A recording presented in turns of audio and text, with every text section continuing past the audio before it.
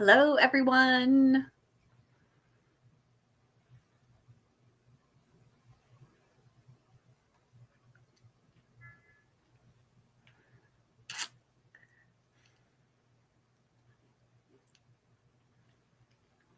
We are here for the live wrap-up discussion of the Q.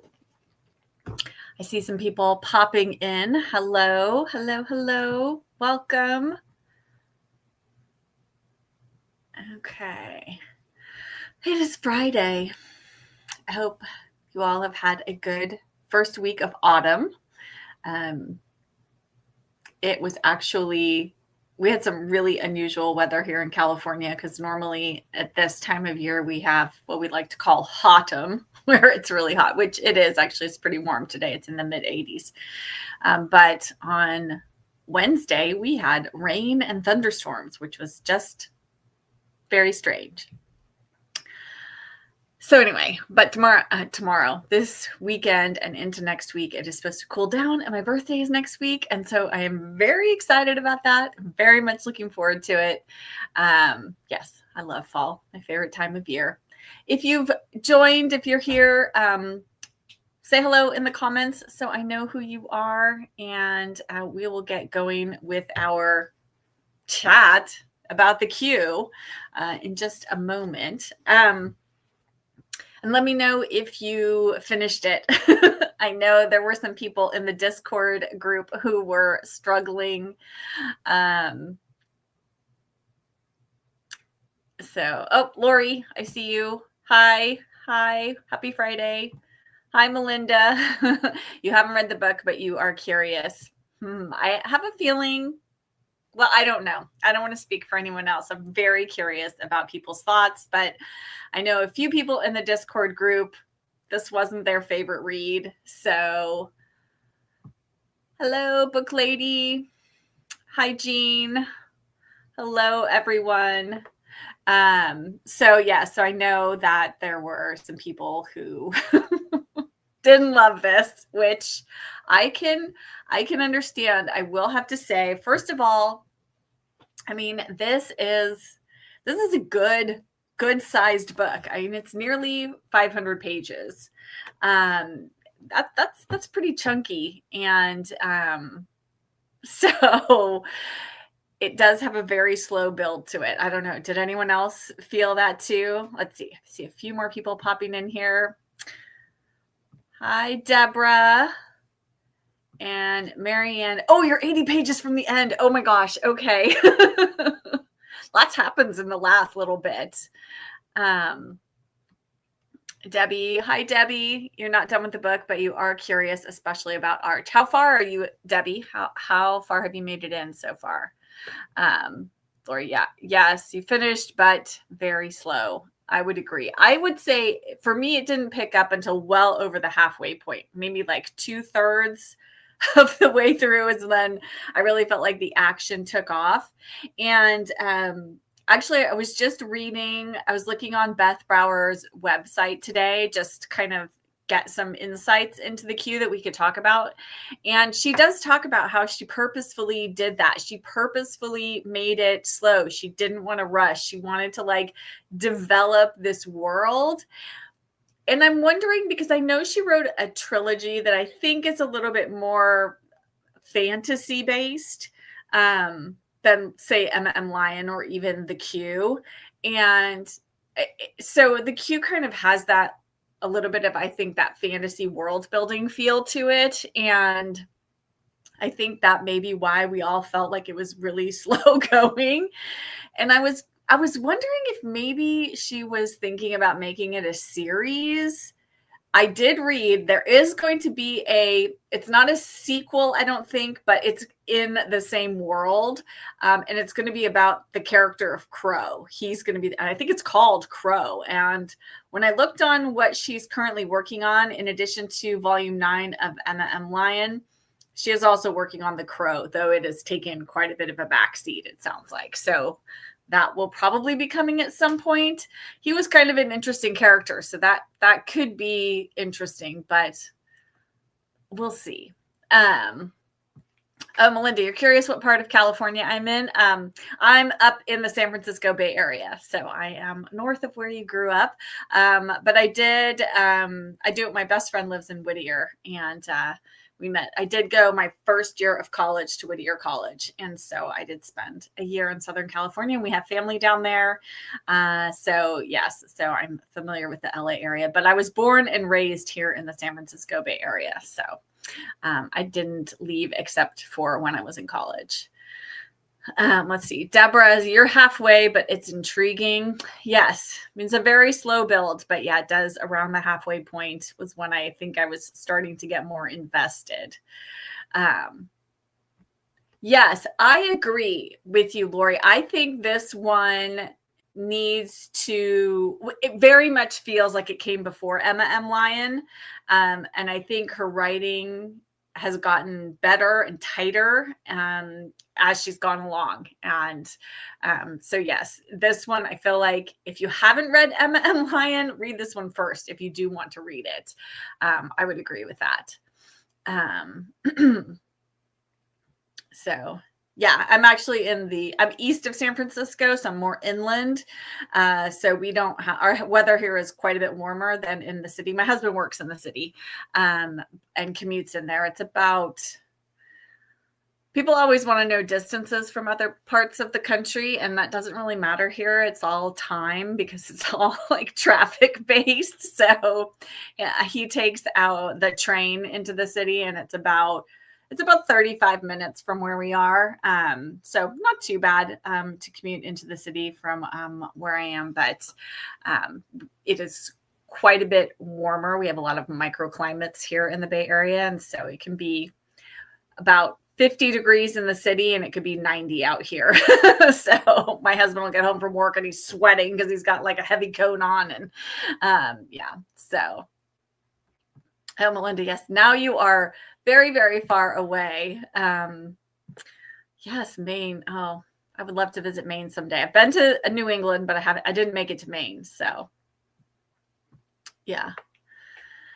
Bookface says, I think this was somewhat her first go, very slow to start. And I think these characters worked into Emma and the crew overall. I thought it was okay. Yeah, I would agree. I mean, I think this was written in 2018 and it definitely wasn't, I think she wrote at least the first two of her fantasy trilogy were written before The Q was written. And I think I can't remember now if she also wrote a book called The Queen's Gambit, which I think that one's a standalone. Now I'm getting it all confused in my mind. Anyway, but I think there were a couple of books she wrote before The Q, but yes. And then she wrote, I think, the final volume of her trilogy and then the Emma M. Lyon series afterwards. So, and yeah, I think you can definitely tell that her writing has gotten better. The Crow, is he a smuggler or not? You don't have to tell. I'm just curious about him too. Yes, he is. He definitely is. And I think that she makes it clear from fairly early on, like he's not, he's doing something nefarious. I think he reminds me a little bit of Jack in the Emma M. Lyon series. He's like a good guy, but he's doing bad things, like he's not wholly on the up and up, but he's not totally a complete bad guy. So he feels I feel like so many of the characters in this, kind of feel like precursors to the characters in Emma M. Lyon. I mean, I definitely think Quincy feels like like kind of harder. And I don't mean that she's hard, but she's very rigid in who she is and how she views the world. And but she still does feel a little bit like she's Emma adjacent. Like they could be like two sides of the same coin, basically. So like Emma is the softer, gentler side of Quincy. But yeah, I feel like there's a lot of things we could compare and parallels between this and Emma M. Lyon. Let's see. Did you buy yourself looking at similarities between the two books, like Arch compared to Archibald? Yes, absolutely. Like I was just saying, I didn't even see your comment when I was talking about the comparisons. Absolutely. I even said in the Discord that Arch like feels like she's clearly playing on the word like arch nemesis. I mean, clearly Archibald to Emma is her arch nemesis. I mean, is Arch? He's not really her arch nemesis, but he's sort of pitted against Quincy in the book. And so even though their relationship is very different from Emma and Archibald, I can see what she's doing there. And she definitely, like, the names she chooses for her characters, they feel very, very specific. And there's reasons behind why she chose what she chose. Yeah, I think it would make, I agree. I think it would make a good series. I actually kind of almost wish this was broken down into shorter books. I almost think she could have done it like each of the 12 things that Quincy has to complete, like the 12 tasks, each of those, or maybe 2 of them for each book. Like she could have done a whole series of much shorter books where she completes the tasks, learns something from the tasks, like, and that each task changes her in some ways. Because in some ways I felt like the tasks themselves, some of them changed her, and I feel like some of them Arch just kind of let her have, like, oh, you're never going to get through all these if I don't like hand you some of them. And I don't feel like she necessarily learned like and grew as much as she could have. Like, it felt like her arc of growth happened very rapidly at the end for me personally. I don't know. Did anyone else feel that way? Because I just feel like that could have been teased out a little bit better, and we could have seen more. She just seemed so uptight for so long, and I just feel like we didn't start to see that growth and that relaxation and that realization that maybe she doesn't have it all figured out, smart as she is, and she's a smart cookie. Yeah, so I don't know, just some initial thoughts I have. But yeah, definitely shorter books. I think this was, like, I really feel like even if she, I just feel like an editor should have said this needs to be 100 pages shorter. I just, as much as she wanted to like tease out the story, it took too long to get going, in my opinion. And then weirdly, there were some things that I missed when I was reading, or they weren't touched on. So, okay, first of all, I do want to share something. So I just found, I don't know if anybody, after you read this, I'm going to share my screen for a minute to show this to you, because did everyone else, I thought Risden, is it Risden? Must be Risden, right? Risden? Whatever. The city where Quincy lives and the Q is located. I thought it was in England. But it's not. It's in its own country. Did everybody else catch on to that? Was I just like the one person who didn't notice? So I'm going to share my screen. Okay. Let me see. Can everyone see this? Okay, yes. Okay, great.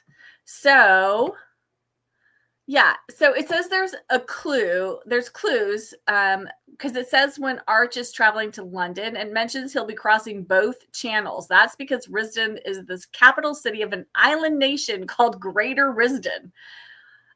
We know from the Q that it has its own monarchy and its own government. I totally missed that. And that while there are influences similar to both England and France, it also claims its own culture. So she put it on a map, and it's down here, this kind of pinky, reddy colored Greater Risden with Risden. What? I totally missed that. I thought they were in England. Okay. All right. So maybe that was just me that totally missed the boat on not realizing that they weren't in England. But I thought they were just like another big city, somewhere, a ways away from London. Not that it was its own in its own country, made up country. So yeah, I missed that. I mean, I don't think it really mattered in terms of like how I enjoyed the book or not, but I thought that was funny. That I didn't catch that. So Okay, Laura, you did realize, or you had heard that it was a fictional country off the coast of England. Okay, so I totally missed that. All right. Okay. Well, Debbie thought it was close to London, and Deborah missed it too. Okay, I don't feel so bad because I was just like, wow, I'm a really bad reader. But I feel like that could have been better explained. There wasn't any reason for that to be a mystery, was there? Like, why wouldn't she have played out the fact that Risden, whatever, was its own country, or that it was a city in its own country? I don't know. I feel like there was an opportunity there, maybe. And I don't know, because to me, it felt like a little bit of the same sort of alternate reality to Emma M. Lyon's London that she lives in. I just thought it was sort of an alternate reality, made up city in England somewhere, because for the time it's based in, the 1890s, the fact that people are not more appalled at the fact that Quincy wears pants all of the time, I found really shocking. But if it's its own made up country, okay, then all right, I could see maybe people are just a little more laid back than they are in England. But I was having a hard time wrapping my head. I'm like, I thought it was great that she was wearing pants, and the whole scene where they put her in a dress and she's talking about the corset and everything, I thought was great. But I didn't find it wholly believable that everybody was just like, oh yeah, sure, there's the girl, she's wearing pants and it's no problem. But yeah, so Lori, okay, yes, very healthy dash of Dickens in the queue for sure. So many kind of allusions. Not only to A Christmas Carol. Just there's so many things. If anyone has anything specific, the first thing that popped into my mind was A Christmas Carol. It felt very Scrooge-esque, right? There are these tasks that this person has to go through, and this person is very stuck in their ways. Quincy's not Scrooge, but she's like Scrooge adjacent a little bit. In terms of how she lives her life, this very rigid, work, no time for play, no time for anything fun. And she expects all the same of her employees. And, her whole life is about the queue. And so definitely some of that. I think, sort of Beth Brower, she really loves her orphans. She's definitely into utilizing that sort of the orphan trope in order to have found family around the main character. So I think that's just really interesting. Yeah. Her attire. I couldn't.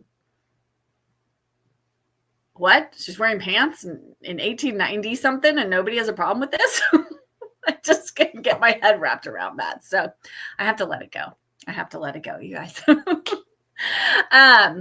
But yeah, so definitely a lot of Dickens influence in the book. Yeah, as well as all of the, and I think we could see Dickens' influence in Emma M. Lyon too. I think other things as well, but I think that's still there. Like I said, the orphans imagery, not imagery, sort of the trope of the orphan as a main character. I think Dickens has tons and tons of orphans in his books. And it's an easy way for young characters to then have all of these other people influencing their lives, right? Because they don't have parents taking care of them and guiding them and doing that kind of stuff. So, really kind of interesting. I'd be curious to know, what Beth Brower herself feels are her biggest influences on her writing. That would be interesting. I would love to see her speak, at an event or book thing, signing or what have you. I've seen clips of her on the internet, but I think it would be fascinating to go, and I have a million questions. But I want to go back to kind of the beginning of the queue. One of the things did anyone else miss, or can anyone point me to, does she explain why Quincy calls the boys that do all the kind of like the errand boys, why she calls them the mice? I mean, obviously because they're scurrying around, I get that, but I didn't know. It was just like suddenly she was dropping the mice, talking about the mice, and they get dropped in, periodically throughout the book. She talks about the mice and what the mice are doing. But I feel like, again, there was sort of like a missed opportunity for us to, like, why does she call them that? Like, what prompted her to call them the mice? I feel like there's a backstory there that we didn't get told, or I missed it. So if I missed it, somebody please tell me, what the mice, where the mice references in the book, so that I can mark that, because I kind of liked this idea of these, like, young kids kind of scurrying all around doing all these things for the queue, but I missed why they're called that, other than that they scurry around. So let's see. Bookley says, yes, exactly. I thought the pants were not completely believable. It didn't also really give us a lot of info about her uncle and more of their relationship. I agree. That was another thing. I mean, you're supposed to sort of have this impression that, I mean, he took her out of this life, this horrible life, working, child slave labor, basically, in this factory. And he took her, and then he ends up taking Fisher as well and raising them and giving them a great life. And it's just like, I feel like we're supposed to feel that she loved him, but she's so just, tightly wound and unable to, like, let anyone in for anything other than Fisher, really. Yeah, I feel like there needed to be more there. But I guess if there was, then maybe she wouldn't be as rigid as I don't know. Again, it feels a little bit like that wasn't wholly believable, that relationship.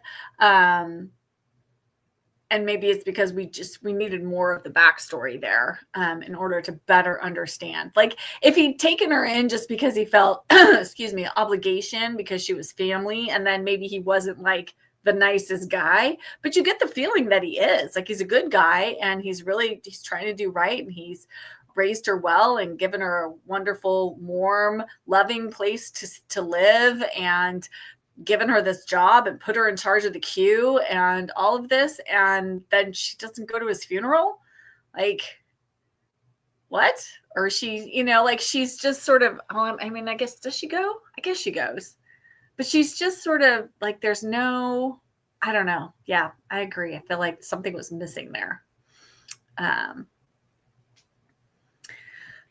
Okay.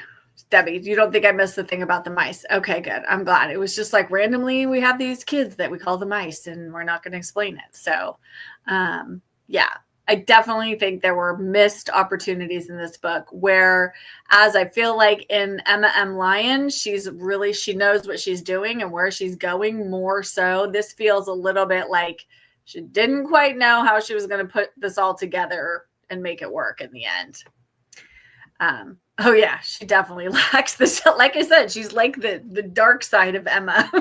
Like, if Emma had a dark side, it would be Quincy.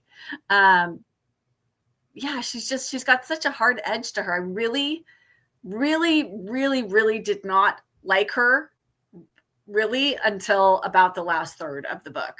And even then, I was sort of like, okay, like, I mean, I'm glad it all worked out, and I'm glad, things turned out the way they did for her and for Arch and everything. But I loved Arch. I thought Arch was a fantastic character. He was by far my favorite character. I mean, I really liked Fisher as well.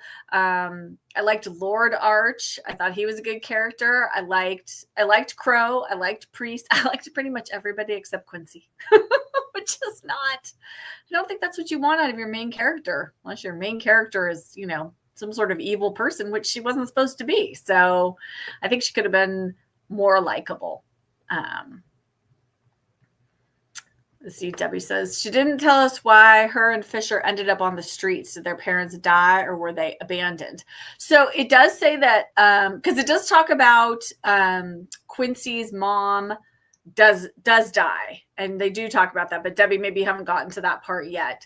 So, but that comes later, and she has a little sister, and that plays into it as well. So, but I'm not sure if they tell what Fisher's story. Again, you don't get much background from him, just that, they meet in this, child labor factory thing that they're working in. And become friends or what have you. But yeah, I feel like that backstory could have been fleshed out a little bit more. Ooh, lots of missed opportunity. I mean, for the length of it, what was she telling us if we didn't learn all of that stuff? I feel like there needed to be more. Beth, you let us down a little bit here. I don't think she could face another death. With her uncle dying. Yeah. I mean, I agree. I mean, the poor thing, I did feel for her. Like, I had empathy toward Quincy, even though I didn't really like her as a person per se. I found her very cold. But I guess it was to a degree understandable. Like, she put up so many walls around herself to protect herself from any more loss in her life. Yeah. Laura, you're saying basically the same thing, that non-trusting, non-endearing part of her personality played in with her uncle in that relationship too. I agree. Like, she just couldn't let him in, right? Because who's to say he wasn't going to abandon her, just like her parents died. Everybody she's loved, pretty much except Fisher, has left her. And so, she clearly had her walls up about that. But yeah. Yes, Arch was just the best. I feel like Arch feels like a little bit of he feels like a mashup of Hawks and Islington and Pierce. It's like she took Arch and divided him up and then threw him into Emma and made him into 3 separate characters. But I feel like there's little bits of each of them in Arch. Even though he is definitely his own character. I mean, he very much feels like his own person. And sympathetic, the whole thing, where he's clearly got some sort of, recurring lung problems. Because seems to get sick or gets coughs very easily. And even that made him more sympathetic. Just his whole persona, everything about him. Yeah, I just loved him. I thought he was great. Fantastic. Oh yeah, Debbie, it does talk about the mother. I think around the same time it talks about the sister. The mother dies, and then Quincy does her best to take care of the sister, and she just can't. I kept thinking to myself, she was 5 years old when all of that happened, when her sister died. Here she is, so she's 5. The sister's maybe what, 2, 3, something like that, probably. No 5-year-old should have to take care of another baby. Basically, you're still a baby yourself. It was heartbreaking, just heartbreaking. How about the author's combo, 1 female to 3 males, both in this book and in Emma? I love that. That is so true. That's so true. So Quincy to Fisher to Crow and Arch, right? I think probably those are the 3 men we could say are part of her life. Yeah, that's really interesting. Wonder what that says about Beth Brower and her feelings about men and women's relationships. This is just, just kind of want to get inside her mind and find out what she's thinking about all this stuff. Inquiring minds want to know. At least my mind wants to know. She loved when Arch's dad just hugged her when Arch got hurt. Yes, I know. She's I don't know what to do with this. I always love that when characters get hugged who are not huggers, they don't necessarily like physical contact with other people. And when someone else hugs them, they're like, oh no. I don't know. I find that endearing. That they kind of just have to take it, because what can you do? You can't be completely rude and push the person off of you. So, but yeah, no, I liked that too. I liked Lord Arch a lot. I thought that he was a really interesting character. And I wish we'd gotten more of him. More of Priest, also the owner of the Times newspaper. Oh, here's another question I have for you guys. Okay, so I was trying to understand. I think this is my takeaway, that the Q is like an insert that goes inside other newspapers, right? Like, you get your newspaper and then you've got like whatever, the entertainment section or the, the advertisements or the classifieds or what have you. And it's like a section that's put in. Is that what we're thinking the Q is? Because that's kind of what my thought was. Like, it's not just being printed and distributed on its own. It's being put inside other newspapers. Yes? Right? Because she has these agreements with all these other newspapers, and she's got that one guy who owns that other newspaper. He's the one who sort of like sabotages her and is the reason why the board ousts her, because he comes in and says, oh, I'm going to pay more money to have the Q in my paper than in the Times. So that's kind of what I'm again, see, I feel like that should have been fleshed out more and explained early on. Oh, Laura, you think Arch feels like Pierce? I think he does. Without Pierce's like demons, like his alcohol demons and the real like serious trauma, but like a thinker, but also like Hawks. Like, I feel like, he's got all these quotes. He's always quoting, he quotes, there's a few. I marked a few things. I didn't mark a ton in here when I was reading, mostly because it was taking me so long to read it. And I was like, am I going to finish before I have to talk about it with all of you? But he does quote a few different things. Now I can't even find where they are. But anyway, so he's sort of got a bit of Pierce, a bit of Hawks. I even think he's got a bit of Islington. I mean, like, his family's wealthy. He's got all this money. Anyway, so I definitely feel like he kind of feels like a mashup. Let's see. Debbie says, I think we should give Quincy some grace. She had a horrible childhood until her uncle came on the scene. Hopefully none of us would have had to deal with so much when we were so small. 100%. 100%. I mean, I absolutely give her grace for that. It just, like, still, because she had such a wall up around her, it felt hard to really fully get to know her, even though I felt a lot of empathy to her and sympathy for her. It just didn't make her, the adult her, super likable, even though I wanted to give 5-year-old Quincy a big hug and take care of her and bring her home and,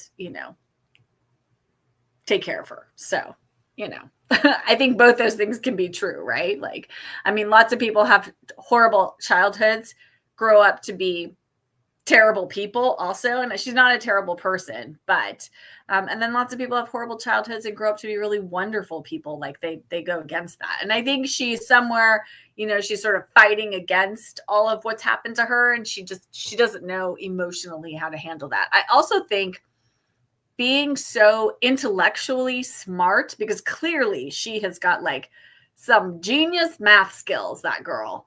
And I think sometimes intellectual intelligence will take precedence over emotional intelligence. And it feels like that's what Quincy's lacking. And I think that's what she gets from Arch. Like, he helps her grow her emotional intelligence. And that's what we see from her. And that's what I wanted more of throughout the book. I think it felt like it all got jam-packed into the last third. And I wanted to see it more slowly develop over time, rather than just us come to like this screeching halt at the end.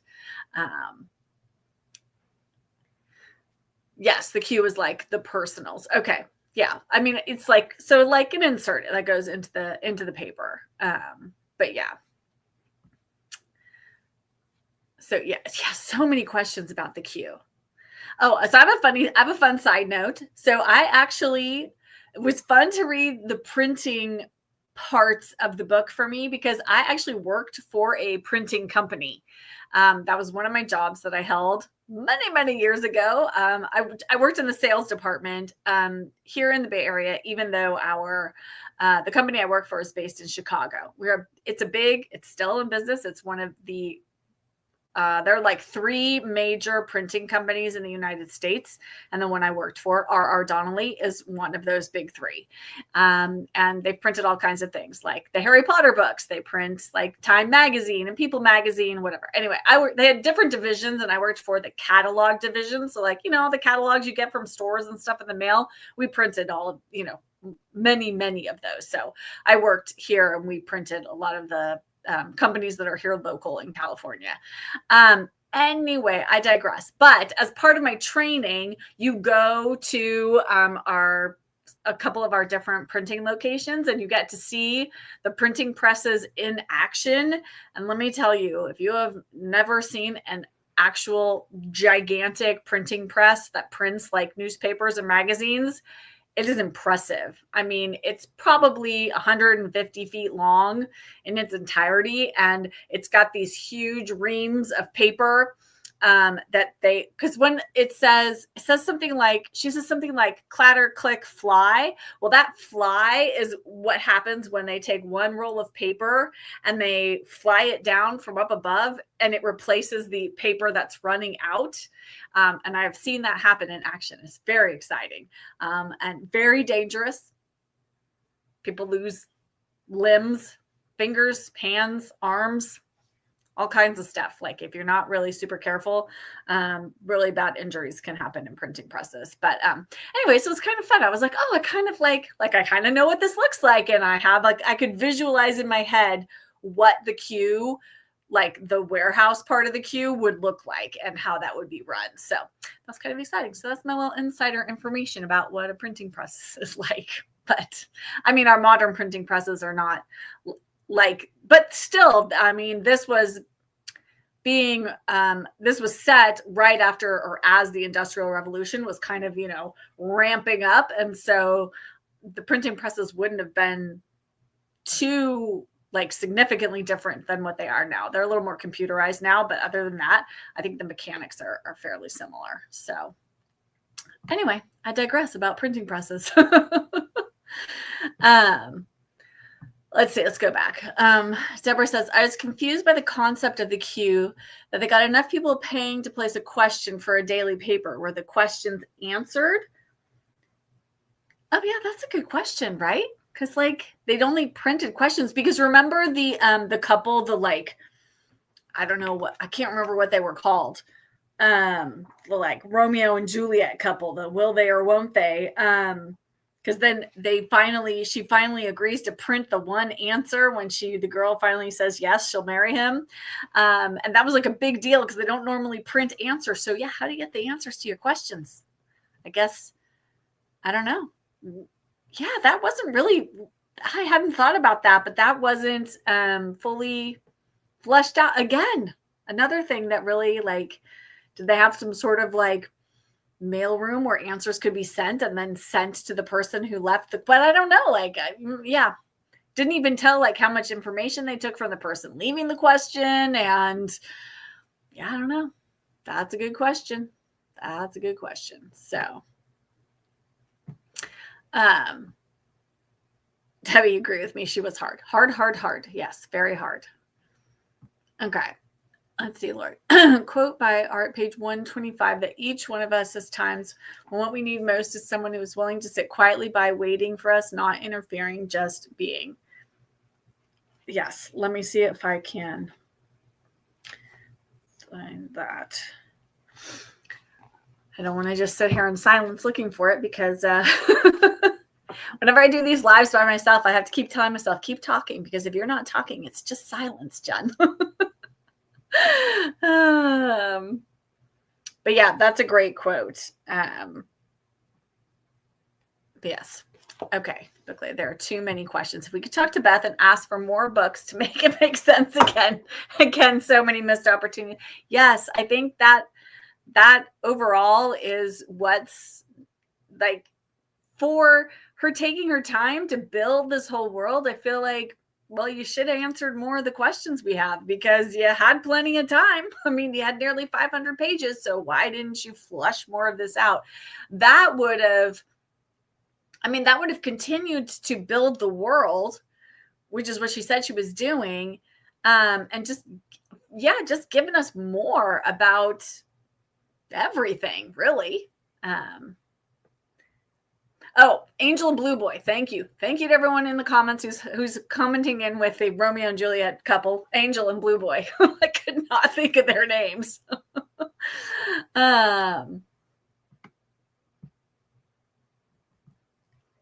So definitely lots and lots of missed opportunities. Even like Angel and Blue Boy. Like, I mean, I know, that she agrees to his proposal, but like, why couldn't they see each other? Why were they having to send these questions through the queue? Why couldn't they be together? And then why suddenly are they going to, get married?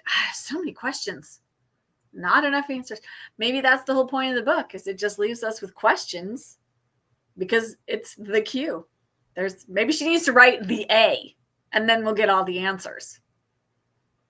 Someone needs to write some fan fiction and call it the A and answer all of our questions that we have here in this live stream. I'm going to put that, one of you, is there a writer here in the group? Somebody do that. Oh, Debbie says, what does everyone think of Quincy's behavior at the Fothergill's dinner? Is that the one where she talks to is it the king or is it that's the one, right? I am remembering that right. Yeah. Wow. She dressed up really fancy in her fancy pants, not a dress, but her fanciest pants. And I like how I like how she has this special tailor that makes all of her clothes. And it reminded me a little bit of, what's his face in Emma? The guy that's Pierce's friend who owns the store that he doesn't really like Emma coming in there, and yet he's making her journals for her. You know how like that sort of that character who's very just like passionate about their particular niche in the world. And I felt like her tailor was like the beginning of that character. Like the two of them would, like that's where that came from. This like, person who owns this shop who feels very passionately about what they do. And, like you have to have this the way I say you have to have it. You can't have it your way just because that's what you think you want. So again, just another like tie or precursor to a character in M.M. Lion. Oh yeah, Marianne says Mrs. Graves just pops in and works. We know what I mean. Yeah, like the whole schedule of everybody who worked at the queue. I mean, Quincy was there did she ever sleep more than a few hours at a time? I mean, I wish I was one of those people that could sleep like 3 or 4 hours and get up and be functioning, but I need like 7, 8, 9 hours at least to be even remotely human. So, but yeah, Mrs. Graves, I know. And she's there and she works in the, down in the, like the printing press area. But she just comes up and fills in when Quincy can't be at the front, especially after Fisher leaves. It seems like she's constantly doing that. Oh yeah. And then she asks that going back to the Fothergills, not sure how to pronounce any of these names. She asked for the food to be sent to her staff. I mean, I like that about her. I like that she, was just like, well, this food is all going to go to waste. So, can you bag it up and send it to my staff because they're working and they're hungry. So why not? Sure. Good for her. But yeah, very uncouth, I guess. Yes. The Q is for all the questions, and let's get the A for all the answers. That's 100%, I think, what needs to happen now. But yes. Oh, Deborah, yes. Thank you. The pirate.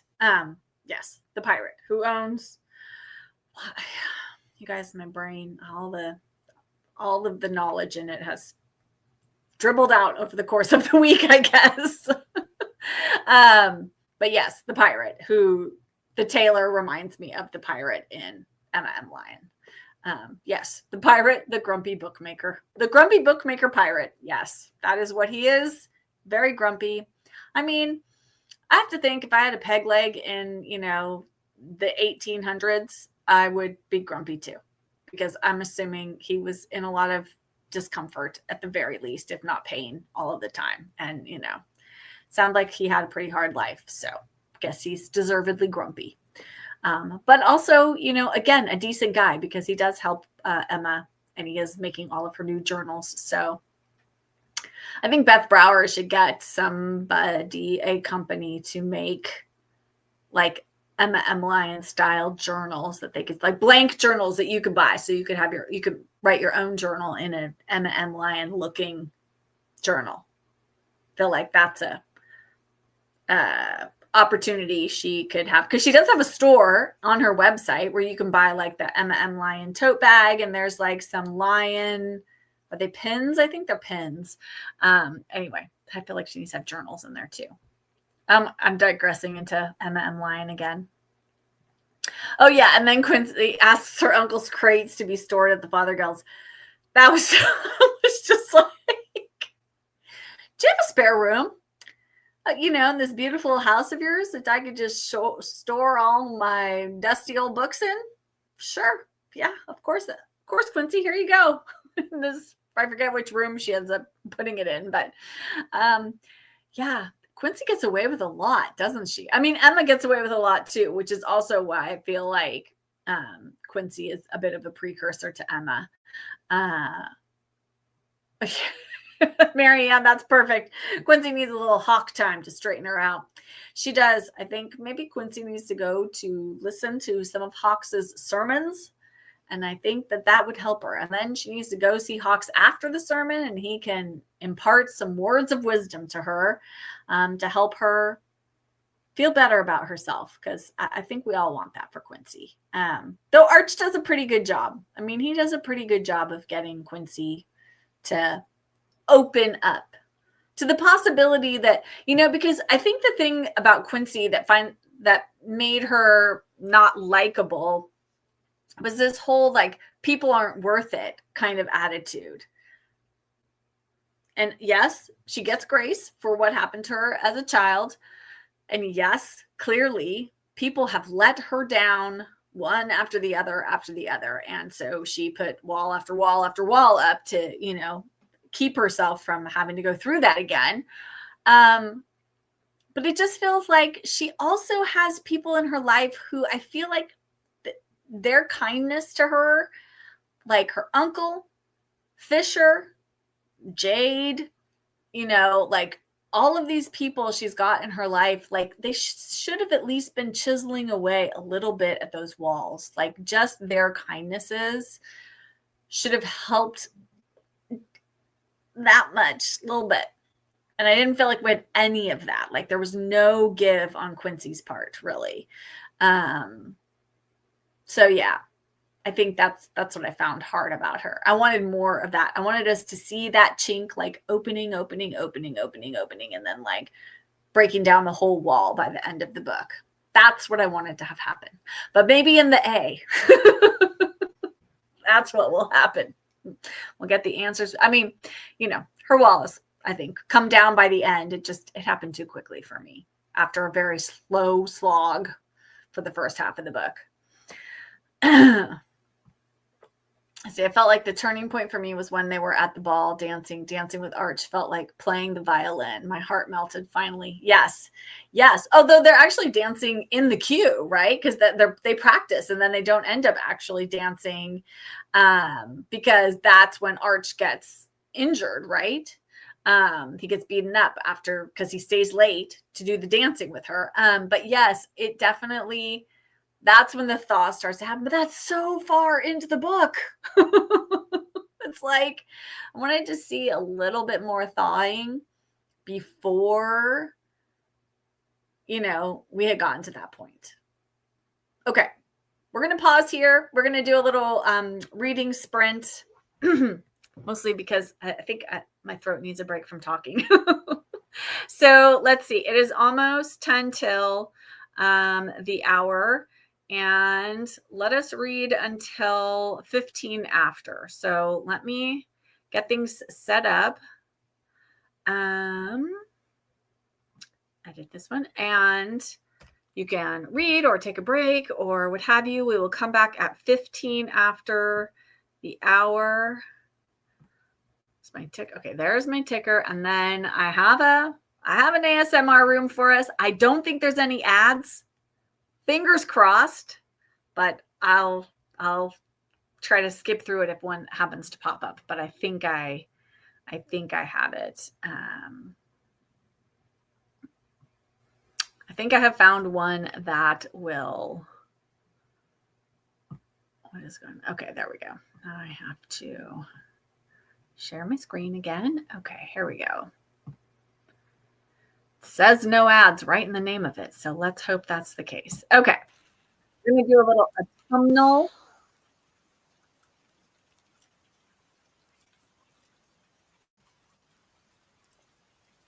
Okay, guys, let's go back to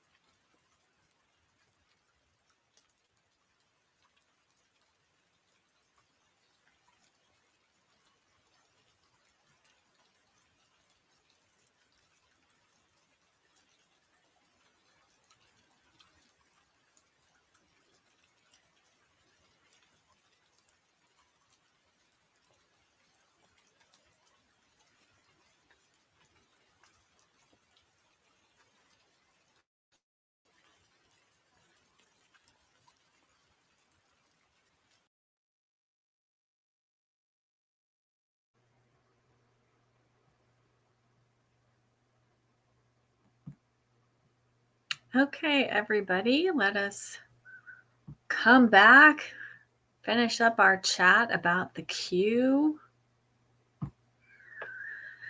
Okay, I have to go back to Mary Ann's comment right before we did our reading sprints because she said, okay, now all I can think of is Q Quincy and A Arch. Q and A.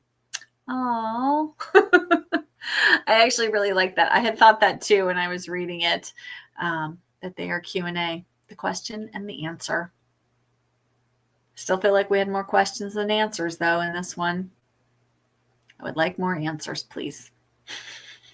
And then Debbie also said that Arch's family was amazing, which I would 100% have to agree.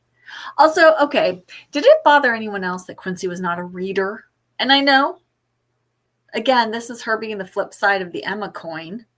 Like, clearly she has a head for math and business. And, you know, Emma is a reader to beat all readers. But it just, yeah, I didn't like that she didn't like to read. I wish she'd like to read. Because I love that Lord Arch loved to read. I like that he has her over and that he's reading. Yeah, so, you know, just another little quibble about Quincy, I guess. Yeah. Yes, it bothered me terribly that she was not a reader after the library that was given to her. I know. But thank goodness she didn't give it away. I was so glad that she put it in storage and then she gifted Arch. Here, I didn't get rid of it. Like that was a lovely moment at the end of the book. That was maybe my favorite moment of the entire book was that moment in the room at the Fothergills where she takes him to give him his Christmas present. Okay. I'm glad I'm not alone in being bothered by the fact that Quincy didn't like books or reading. So, yeah. Yeah, Marianne said she played violin, but she would have been a better character had she been a reader. Yes, for sure. A reader, a writer, a journaler of some sort, just a, you know, someone who liked words. I mean, the thing is her business is printing words, like the written word, and so you'd think she'd have more appreciation for it, but she really doesn't. So, yes, Lori, I would love Lord Arch for my father-in-law as well, right? How great would that be? I would be like, you can just give me books anytime you want. Or can I just come and sit in your library and read whenever I want? But yeah, absolutely. My favorite moment, I think, or one of them was the gifting Arch that library. And then, yes, it was just fantastic. And then that special book, what was oh, my brain, you guys, I tell you, then she saves that book for the very end that she gives to him. And that he's then going to have like reprinted because there's only like a few copies of it that exist in the world or whatever. And yeah, so and then we haven't really talked about Arch and the whole him being the, what is it? What is he called again? Oh gosh. What is he right under? The Spectre or something like that? Is it the Spectre? I think that's what it is, isn't it? Because I thought that was a really interesting piece of things. And again, just reminded me a little bit of the guys from Emma and Lion. Just him standing up for what he believes in, and just that very like just how strong his character is, despite the privilege that he's grown up in and the money his family has. Oh, De Vere's. Yes, thank you, Lori. De Vere's Imprisoned Words. That was the book. That was that he was so excited about and he was going to have reprinted now that he had his own copy of it. So, but yes, I thought it was interesting because, again, I think there's a little bit of Hawks in Arch. Like there's a whole section where he talks about on page 329, if you have the paperback, where he says, I refuse to be silent when I know of an injustice and am in a position to make it known. Enough preaching, not wanted, not needed. I say, preach, preach. If you know of a higher ideal, if you see a better way for mankind to exist, then preach. Don't sit quietly by because of your own imperfections.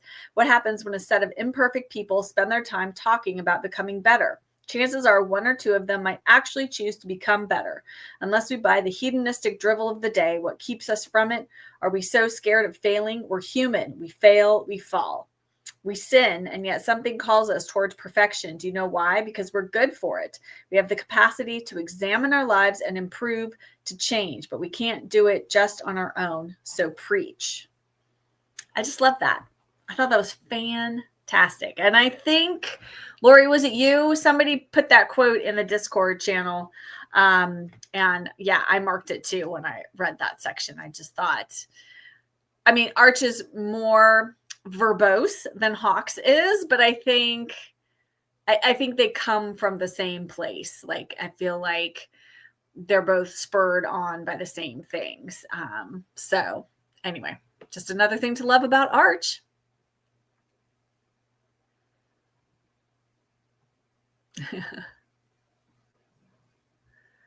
Oh, Mary's asking, what will the next book for this book club be? I don't know that it's really a book club.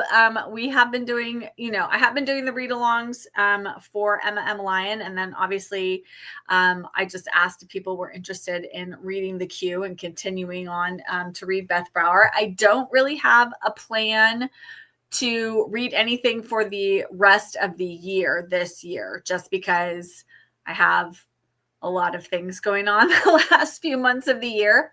But I will be doing Jane Austen in January of next year. So we will have that read along, and it will have discussions and some live videos as well. So that's coming if you're interested in reading Jane Austen along with me and others as well. We had a pretty good group last year, and it looks like lots of people are still interested in doing it this year. So I'm very excited. Don't know what book we will read, but it will not be Persuasion, because that's what we read last year. It will be one of Austen's other main novels. And I will put a poll up. I think I'm going to pick 3 of her novels and have everybody vote on those 3. And then we will pick whichever one is the winner and read that one in January.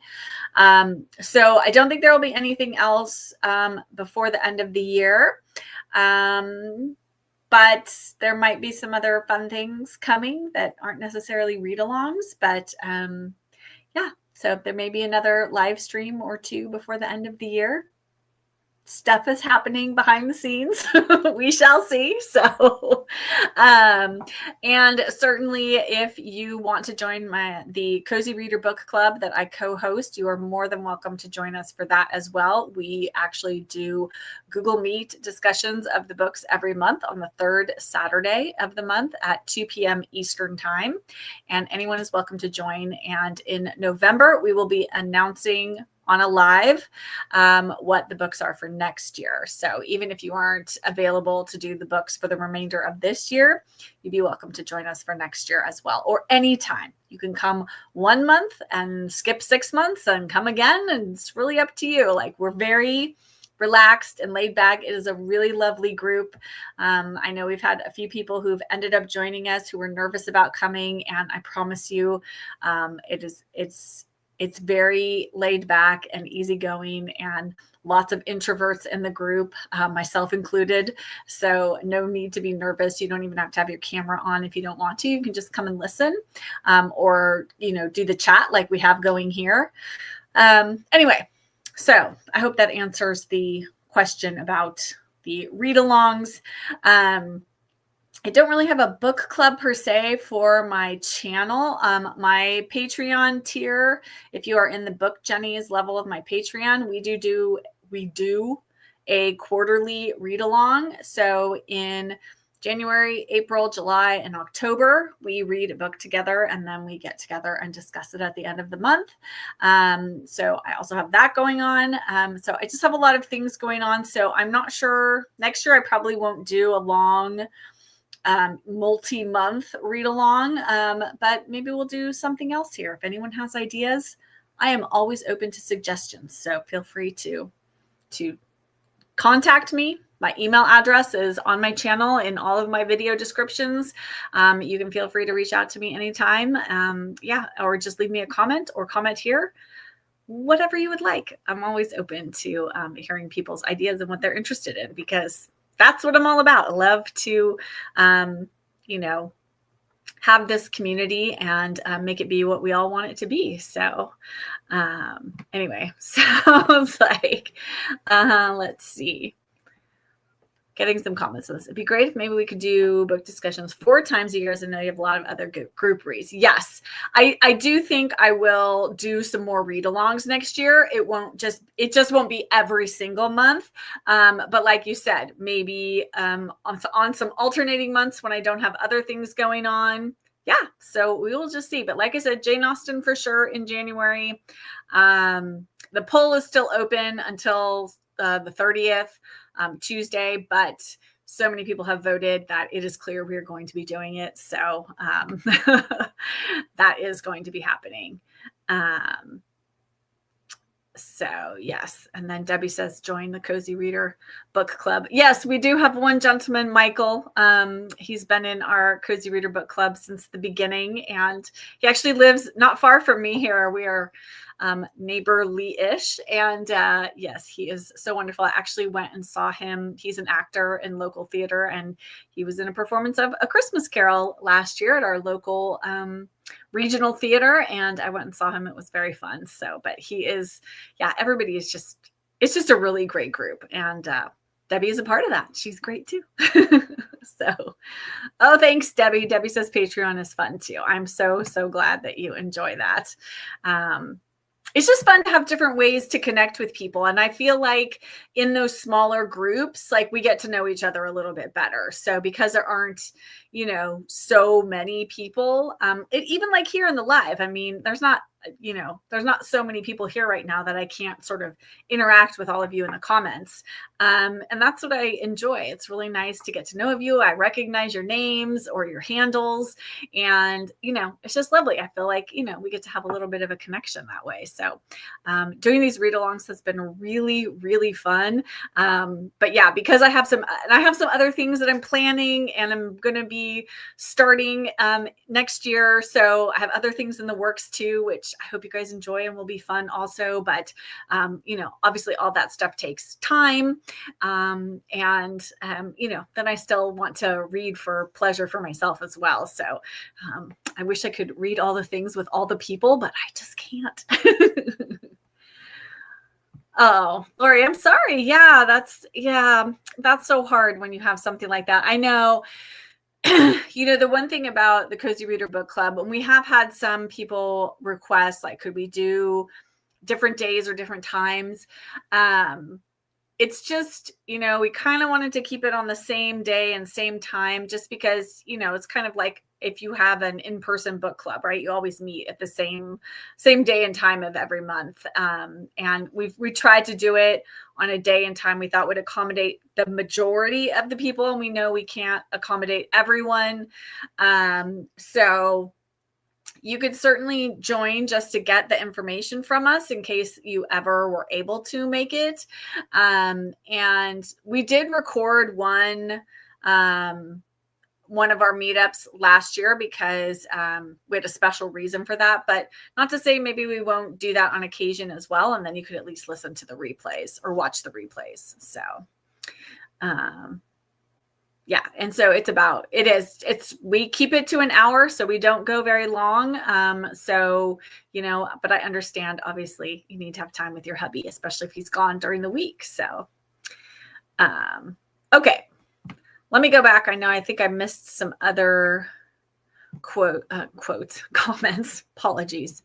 Oh, you know what? I want to try something really quick here. There's this new thing that says you can show enable chat overlay. No StreamYard logos. Hang on once. Oh, never mind. I'm going to skip this for now. Sorry, I was going to try to do something with the comments, but I'm not sure what's happening, so I don't want to mess things up. Yes. So, but you said you loved Arch as the Spectre. It would have been great to explore more of that. That's his speech was great. Absolutely. I just, it was so, I thought that was such a great little twist to the plot to find out that that was Arch. So I thought that was well done. Again, you know, a little more of that would, and maybe learning that maybe a little bit earlier. I don't know. I just feel like she could have teased out some of these things at different points in the novel rather than like cramming a lot of this stuff all in at the end. Yeah, Marianne, I agree. I wonder how we would have felt about Quincy and gang had we not read Emma first. Love her and her guys. I know, because I mean, like we've been talking about here, I was constantly comparing all the characters in the queue to the characters in Emma M. Lion because they just, I don't know about you, but they just like leap off the page and into life for me. It's like I'm watching a movie when I'm reading the books because they have so much life in them. And I didn't feel that way with the queue. You know what I also think the queue could have used was a character list in the front, because I really appreciate that in the Emma M. Lion books, because occasionally one of the more minor characters, especially in the earlier volumes, will come up and I'll be like, who is this person again? And then I'm like, oh, I can just go to the front and look. After, 400 and some odd pages, I was like, who was that again? Like, now I can't remember who that person was.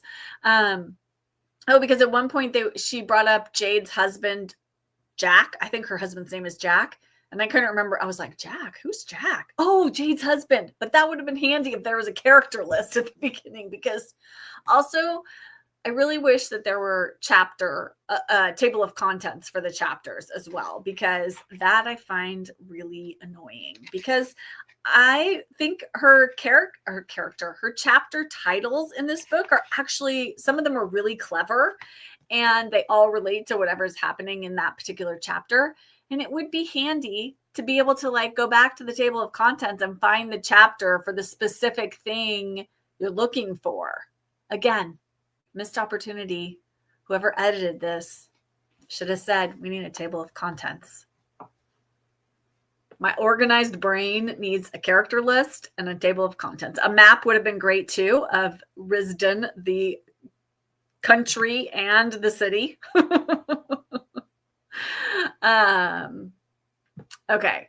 All right. Now let's get into this. Jen, I would love to hear your thoughts about when the board takes a vote and didn't warn her and he didn't prepare her. Do you think he should have given up his moral beliefs for her? Yes. Okay. This is a really, really important moment in the book. And oh gosh, I was really of two minds about this. I mean, it would have been funnier if they'd taken a boat, right? They should have all taken a short boat ride off a long waterfall. But the vote to vote Quincy out, and Arch is knowing that. I mean, okay, so he didn't find out until they didn't tell him until the night before or the day before or whatever. So he didn't have a lot of time to really think about it. And honestly, I think for us to find Arch believable and for his moral viewpoints to hold weight with the audience, with the reader, I think he needed to keep that from Quincy. And I mean, yes, part of me is like, you should have been like, wink, wink, nudge, nudge, like something's happening. You need to know there's something up and I can't tell you what it is, but there's something going on. But then on the other hand, I feel like that's not Arch's personality. Like it was his personality clearly he was torn horribly about the whole situation and felt awful, but like felt legally and morally like that was what he had to do. And so that's my takeaway. What does everybody else think about that whole scenario where Arch doesn't tell her about the vote happening with the board of the queue? And if you haven't read to the end, this is a spoiler. So you can mute me if you don't want to hear this. But Quincy gets ousted from the queue, and so she leaves the queue at the end of the book. The board kicks her out as the head honcho, and she's gone. So on to hopefully bigger, better, brighter things. But there you have it. So yeah, but I think in order for Arch to be true to who he was, he needed to not tell her, even though I was like, oh, you should have told her. No, you shouldn't have told her. Ugh, I don't know, but I'd love to know what you guys think.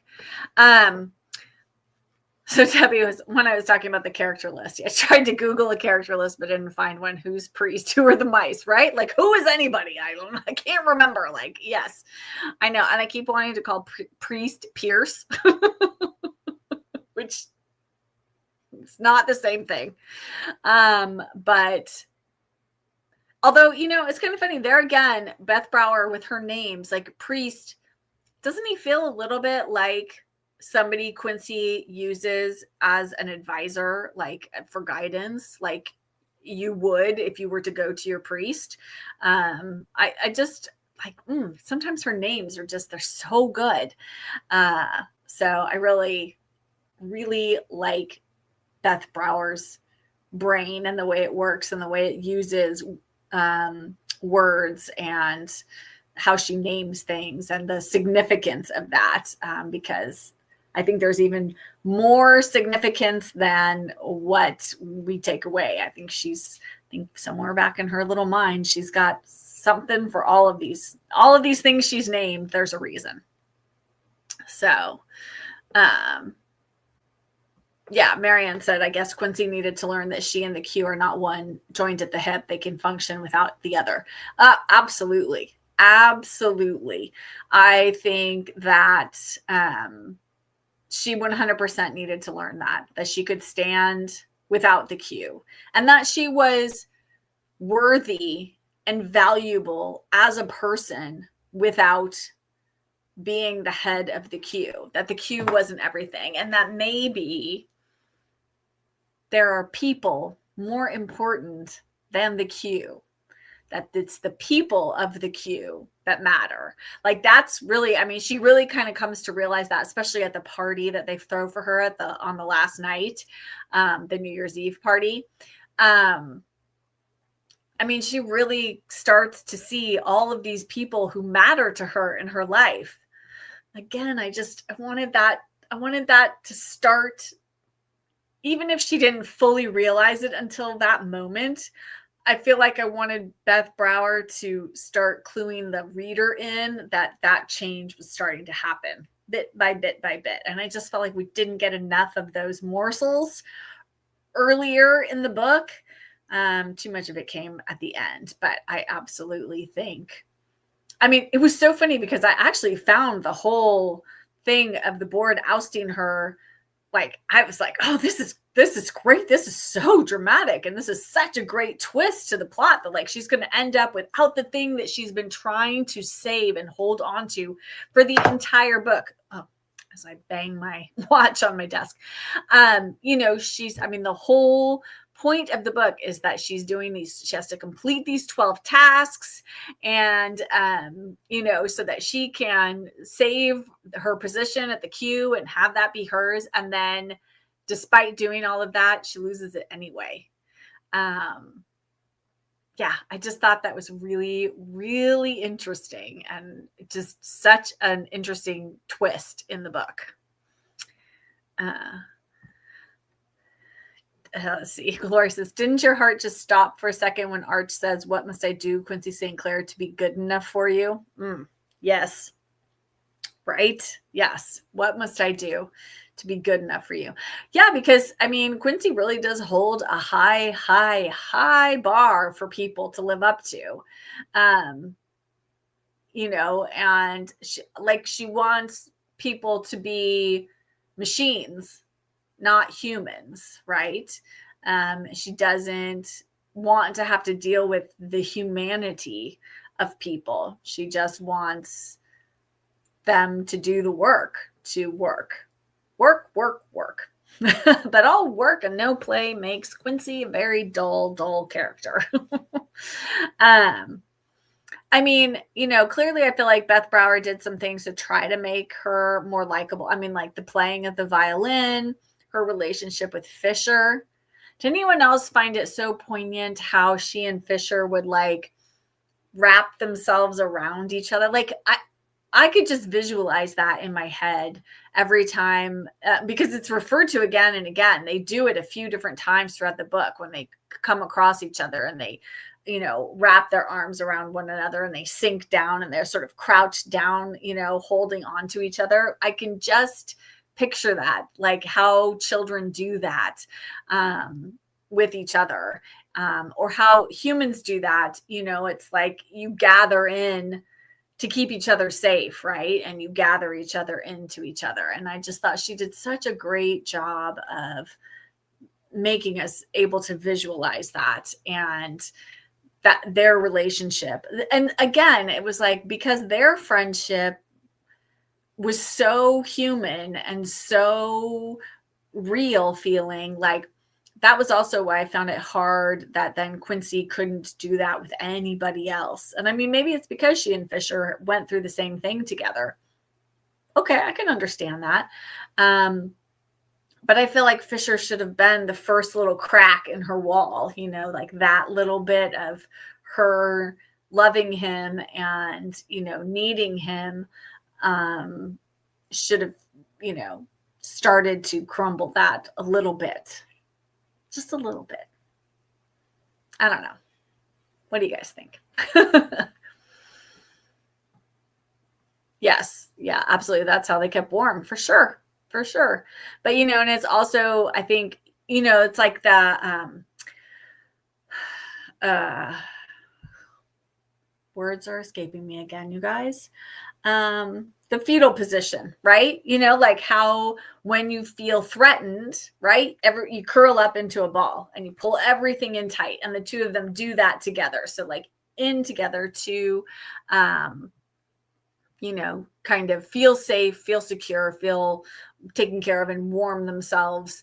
That's kind of how humans do that, and animals do that too as well. Yeah, the Fisher holding seas just screamed, "It's the people, Quincy! It's the people. The people are what matter," right? Well, and what's really interesting is like the queue.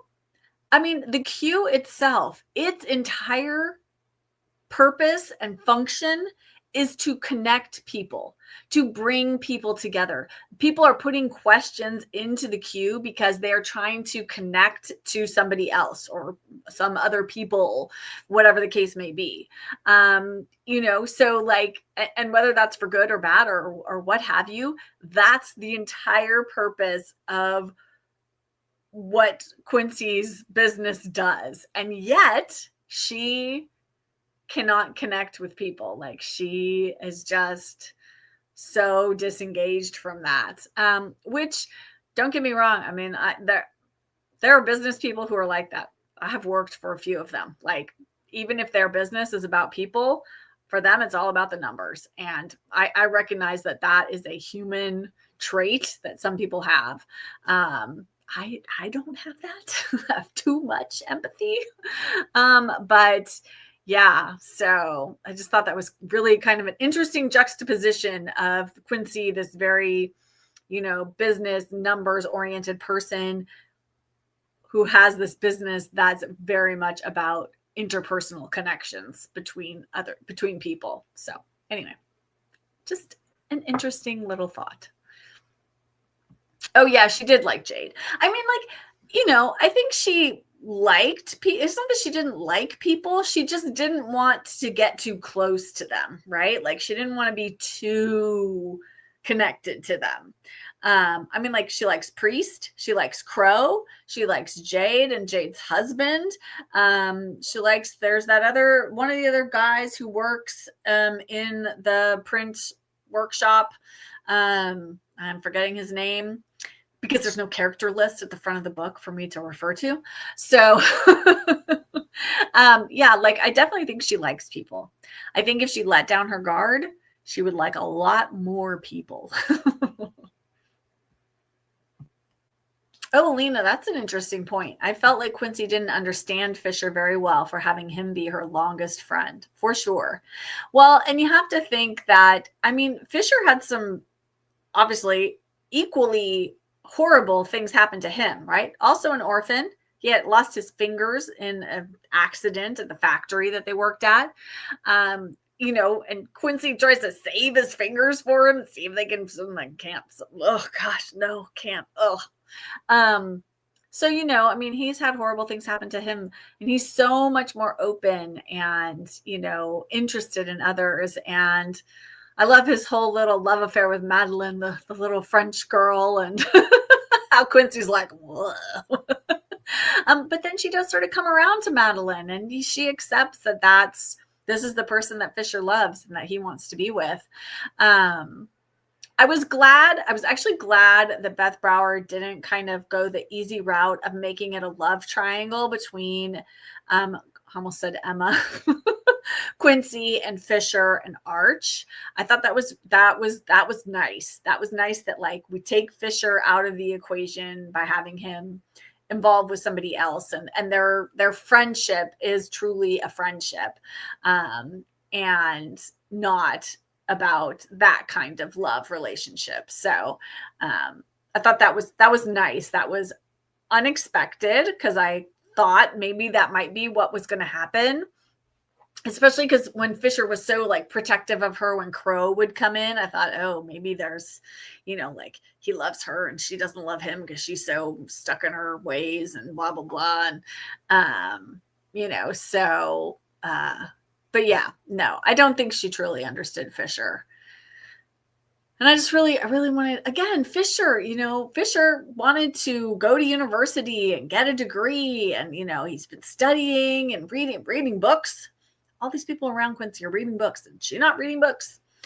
But yes, but I think that, I think sometimes, do you ever have those relationships with people, especially people that you knew when you were very young, and the two of you will grow and change, and you still have this connection to each other because you have this shared experience of your young lives together, even though your lives now have grown so far apart. I have a friend like that. And I mean, I will love her forever, but we're not close like we were when we were young. And she was very, very important to me for very many, many, many years. And she still is, but in a different way, because our lives have gone in different directions. And there's nothing wrong with that, right? That's just sometimes how relationships develop. And I feel like there's maybe a little bit of that going on with Fisher and Quincy. Like, the two of them they have this shared experience, but their lives are kind of going like this.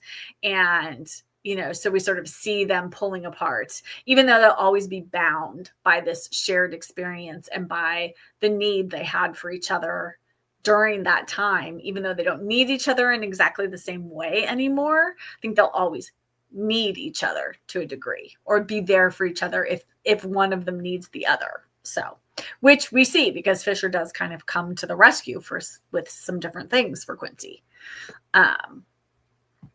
Marianne's, you see some Our Town thing. Oh my gosh, it's been so long since I've read Our Town and seen Our Town, the play. Great play. But yeah, interesting. Now you've got me wanting to reread Our Town or rewatch it. I have to do that. Interesting. I'd love to, Marianne, if you can put in the chat, what are some of the themes you see connecting between the two? I'd be very curious. Lori says, I think the moment when the key goes through the mail slot and she hears it drop on the wood floor and her heart falls with it. Yes. That moment at the end, right? But, sort of like the end of one thing and the beginning of something else, right? Like, just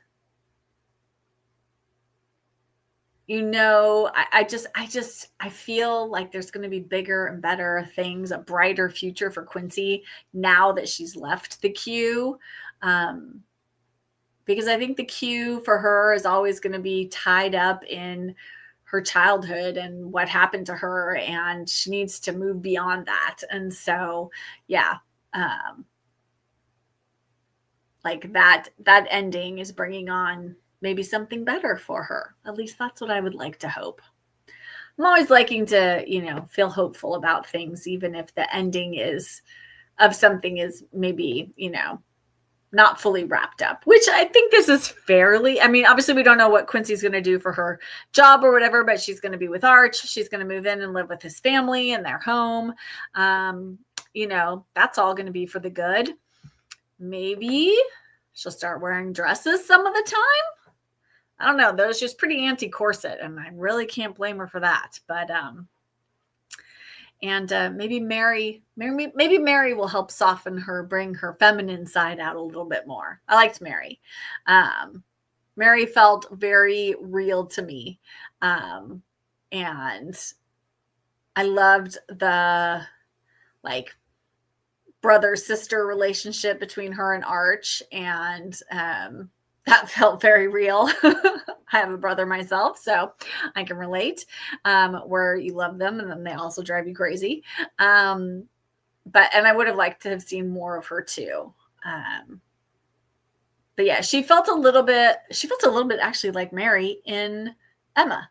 It isn't, yeah, Mary Barrage, whatever her last name is. I can't ever remember. A little bit like a cross between Mary and Annabelle, right? That's Emma's cousin. Yes. Arabella. Oh my gosh, what's wrong with my brain?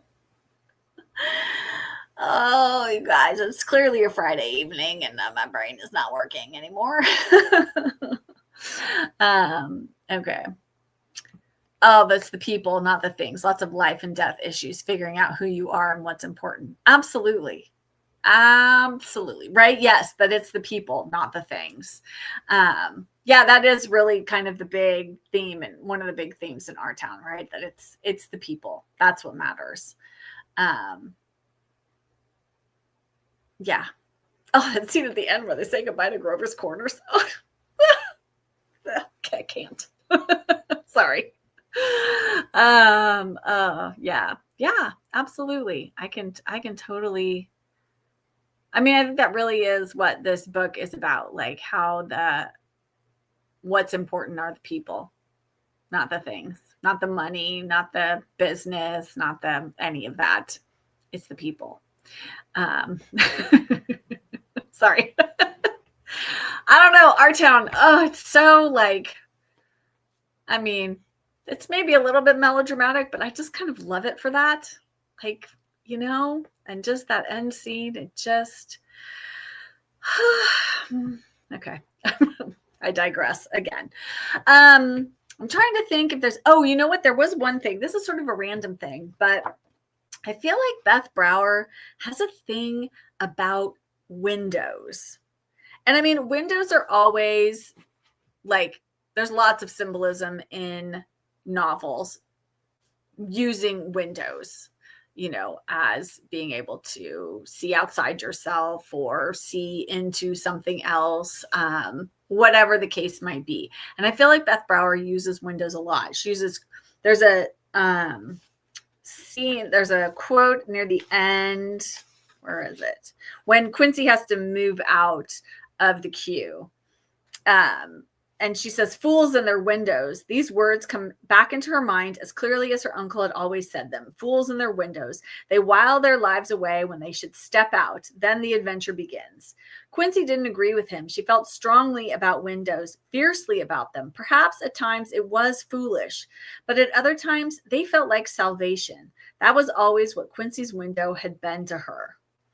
And I think, obviously we could say Quincy's window allows her to separate herself from the rest of the world. She can watch the world, but doesn't have to be a part of it, right? So the window could be that. And I think in Emma M. Lyon, we also, we often see Emma looking out at St. Crispian's from her window of her garret window. She's looking down onto the street below, and she's seeing things that are going on. But Emma is clearly a part of her world, but the window allows for her to have some distance and to put maybe perspective for Emma. And for Quincy, it's a barrier, right? It keeps her separated behind in her safe space because she doesn't want to get too close to people.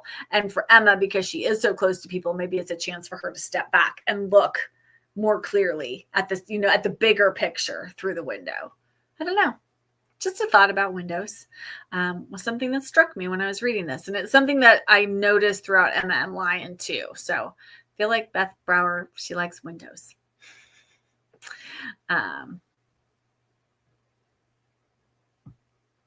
Yes, we should all want to come to the conclusion that it's the people that matter in our lives before we meet our maker.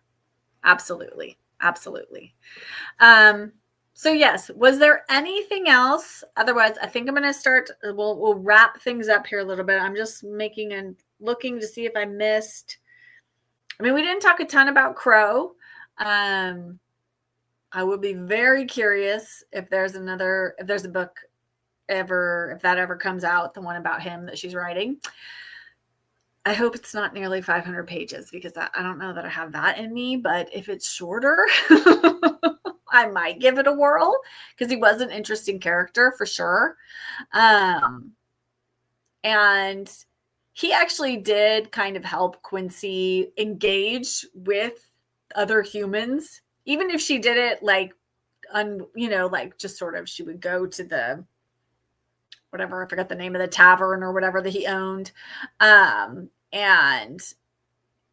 But there, it would be lots and lots of people there. And even though she really only interacted with him, I mean, she had to be around people and kind of be in their midst. And I think all of that kind of helped her, as she's developing her understanding that people matter.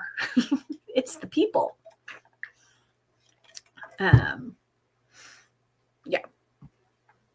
Yeah. And Beth Brower, wherever you are, you're not watching this, I know. Hopefully you're busy writing Emma M. Lyon Volume 9 because we're waiting. The people are waiting. All of us here are waiting. Anxiously, impatiently awaiting Volume 9. And there's been no news. Zero. I know one of did Volume 5, I think, just came out on audio. I mean, enough with audiobooks are great. Don't get me wrong. I think it's fabulous. They're putting them out on audio. But Beth herself, let the other people do the audiobooks, Beth. You concentrate on writing Volume 9. Okay? Let the audiobook people do the audiobooks. You don't need to be there for that. They got that under control, I'm pretty sure by now. That's my 2 cents on that.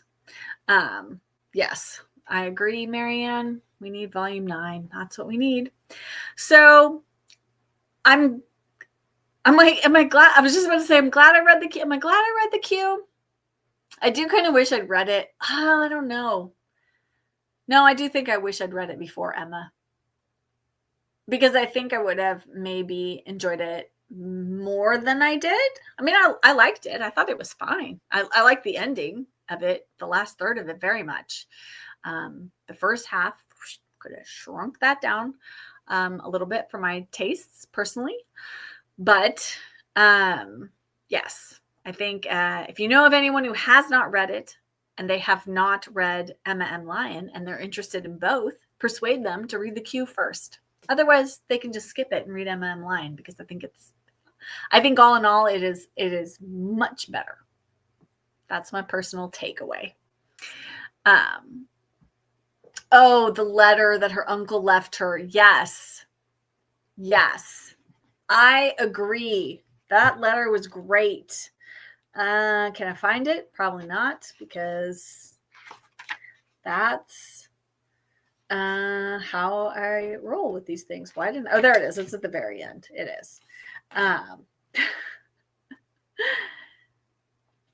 like how he says, Quincy, did you manage it, Quincy girl? Did you stumble your way through the list of requirements without stubbing your toe too many times?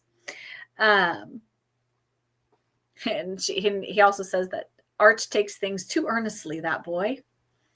But yeah, I think it is I feel like the letter is also a release. Like, I feel like it releases Quincy from the responsibility of the Q, even though he's done this so she can keep the Q. He says, you have done brilliant things with it, but there is more to be done elsewhere. What else, I wonder, is Quincy St. Clair capable of? In the not too distant future, I hope you will have the courage to find out. So yeah, yes. Loved the letter. Yeah, another favorite moment in the book. That in the library. Really was all the things that had to do with Uncle Ezekiel. Those were the things I liked the best. Oh, you're here. Yes. I had to jump on late and I'm just catching up. I felt like it was slow, too long, and the things she had to do seemed so random, and I hated that it was taken away from her. I felt like it would have been so much more powerful if she had given it up after changing rather than not having a choice. That's true. That's an interesting thought. But I wonder, because I also think sometimes when you're forced to do something that you really, or something happens to you that you really don't want to have happen, how you go through that, how you come out of that really says a lot about who you are. And I feel like Quincy grew more because she had to do that, because it was forced upon her, than if she, because I mean, honestly, I don't think she would have left the Q. I don't think she would have.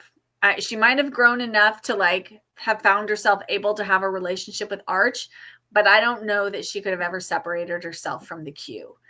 I think she really had a hard time getting to a place to realize that she was not the Q, that the Q was not her. And even though one of the uncle's tasks is that she says the Q is for Quincy, right? And while that may be true, that the Q is for Quincy, I think Quincy is also for other things. And I think having to be forced to realize that changed her, like in ways that, we don't get to fully see at the end of the book. Again, maybe it could happen a little bit earlier, so we get to see a little bit more of that. And again, more of that growth from earlier on in the book. So yeah, I still think that was maybe the right way to handle it, even though it was like a gut punch to Quincy. But I think maybe she needed that in order to really, really change. Let's see. I feel like she's got her hands in too many pots. I saw her in one of her reels say that she has other projects that she's got to finish, and then she'll get to 9. I'm thinking, oh my word. Yes. Beth Brower, you need to focus. Yes, it does sound like she has a lot of irons in the fire. Maybe in multiple fires, multiple irons and multiple fires. So we need to focus on the volume 9 fire. Put the irons all in there. Get that done. I don't know what else she's doing. I'm in audiobooks. She's got this Crow book. I don't know what else. So, yes. So I would say, from what I think I feel for most everyone, is it was an okay read, but it could have been better. And it was no Emma M. Lyon, right? So that's a bit of a letdown, but who knew? You don't know until you try, right? You don't know if you're going to like a book until you read it. So we can all at least say we've done that. And, I mean, it was well written. It was too long and too slow in the beginning. Absolutely. At least 100 to 150 pages less would have made it a much tighter, better book, I think. Not ever having written a book or having been an editor, either of those things, but just from, my readerly standpoint. And yes, absolutely. I think we can all appreciate Emma M. Lyon even more. And I think we can see Beth's growth as a writer from having written the Q. And you can see so many of the threads that came out of it and became Emma and Lion. Like I think maybe she took this idea of Risden, whatever, being its own island country, and instead of doing that in Emma and Lion, she made this sort of alternate reality London, right? So set it in a place that's more based in reality, but still has something a bit fantastical about it. And, whereas with the Q, she created an entirely new country that was based really, I mean, it felt very real. It felt like the real 1890s. We just all thought it was in England because none of us caught on that it was an entirely different country in and of itself. Yeah, not sure how I missed that, but apparently we all did. So, yeah, that wasn't made wholly clear, but that's what it says on our website. So we'll have to take the author's word for it.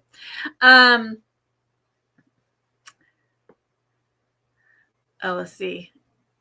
Oh, Marianne says you're glad you read it too. Yes, I'm definitely glad I read it. I mean, it definitely gives me, I kind of loved making all those connections to Emma and Lion. And I loved Arch. I mean, he is such a great character. I could have read a book just about him.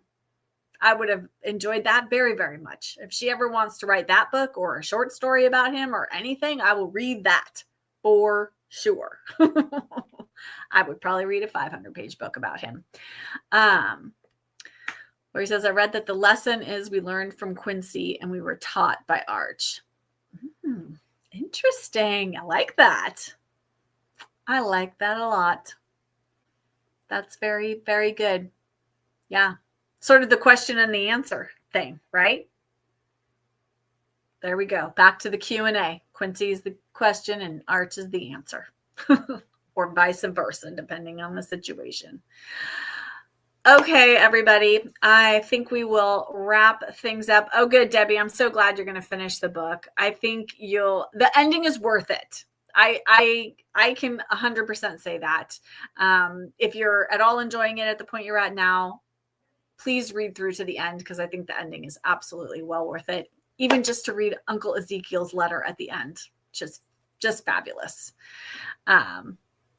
Oh yes, thank you. I'm going tomorrow. My mom and I put out my Friday favorites on my Patreon, which is available to everybody, whether you are a paid or non-paid member of my Patreon. So if you want to see, I post a Friday favorite every Friday. And tomorrow, my mom and I are going to a book signing event with Elizabeth George, who writes the Inspector Lindley mystery series.